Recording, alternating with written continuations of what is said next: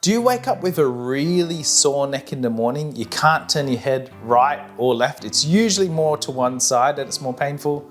Up is very difficult. Driving is difficult. You've got to turn your whole body to look at your blind spot. And if this happens often for you, this is the video for you. One thing that's really important to understand is neck pain often does not start from your neck. Most of the time it starts from the inside of your shoulder blade all the way down at the insertion at your lower traps and your rhomboids. It then travels up the inside of your shoulder blade until you get lev scap involved, the corner of that shoulder blade, levator scapulae, then travels into your upper trapezius across the side, and then can flow all the way up until the bottom of your skull where the occipitals meet the back of your head. Now again, if you leave neck pain long enough, it then will travel down the side and the front of your neck into your scalenes, your sternocleidomastoids, eventually going into your jaw. All that tension at the front and at the back gives you headaches. You leave that long enough, you get migraines. By the time you're getting pain at the front here, you're more likely to get that wry neck feeling where you wake up and you just can't move your neck. And for some people, they get that once a year and they don't know why. The cause is it's all started at the base of your shoulder blade and you've probably just left it too long and you need to get those areas stronger. But here's how you can self-manage it if you're sore and you want to get some short-term relief straight away.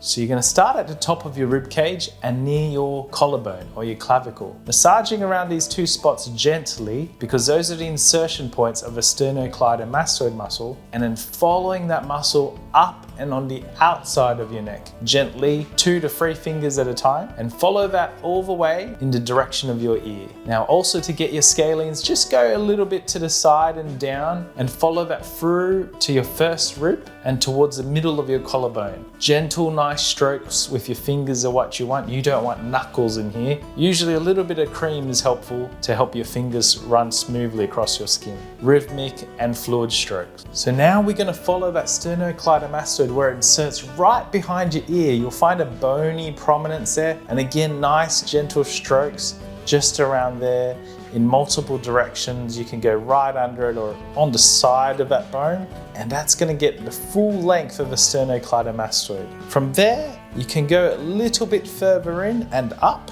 and you'll be right under the base of your skull. You can start a bit to the right of the middle and stroke down into the middle, and then you can go from the middle and out to the right hand side, again right onto the bony protuberance, the mastoid process right behind your ear. Do several strokes diagonally from middle to the side and up, and then from that mastoid process you're going to go straight vertically down to do your obliquus capitis superior. Do a few strokes up to down, and then go from the middle and back out to that spot you just finished at. You can turn your head to the right to get a better feel, a better depth of your fingers there. From there, it's best to take the top off, go to your upper traps. We're going to knead all through this region. Now your upper traps does insert to your shoulder blade, but even right out to the side, almost to your shoulder. And so we want to get through the length of this muscle.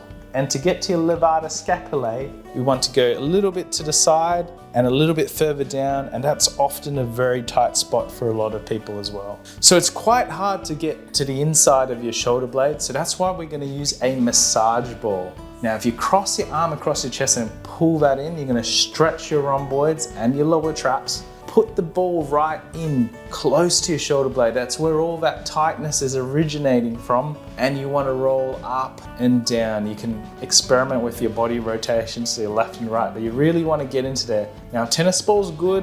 Something harder like a golf ball might be even better if you've got really stubborn tightness, or a spiky massage ball, something a bit leathery. Get into those tight spots, and that often is one of the most important spots that you can get into. Now massage guns are becoming increasingly cheap and affordable, and use that massage gun on your levator scapulae, just a corner of your shoulder blade, and then gradually run down the inside of your shoulder blade towards where the rhomboids and the lower traps insert. A lot of pain originates from here, and it's really nice to spend some time down here. You can also tip your chest forwards and slouch slightly and pull your right arm across the body so you can get a nice stretch through those muscles as you're massaging them. Then go up towards your shoulder blade again, Then go back up your shoulder blade. You can spend some time closer to your spine, but not on the spine, and go up to your upper traps. Remember, your upper traps does insert all the way out to the tip of your shoulder blade and then does go up to your neck. But we are not going to use the massage gun on the back of your neck, and we're not going to use the massage gun at the front of your neck either, because that's close to the very important blood vessels in your body. So if you're lucky enough to have one of these locker and trigger point massages right next to your shoulder blade, very close to the insertion of the lower traps and rhomboids, and press into them. It's really great if you have a very stubborn neck that's been going on for years and years. You've got a rock or a brick there. It's one of the best tools that I've found to get into those really tight spots. You can cross your arm across the body like I've shown here, and you can also just play around with the angles and press into those trigger points and those tight insertions of those muscles. It should feel like you get instant relief from this. So there you go, guys. You now know a big secret. A lot of neck pain starts on the inside and even down near the bottom of your shoulder blade. So get rid of tightness there and follow all of those areas and trigger points all the way up to the top of your shoulder and right into your neck and even the front of your neck. By doing this, you can have less chances of neck pain, headaches, migraines, jaw pains, and waking up with a wry neck. I hope you've enjoyed this video. Like, follow, and subscribe.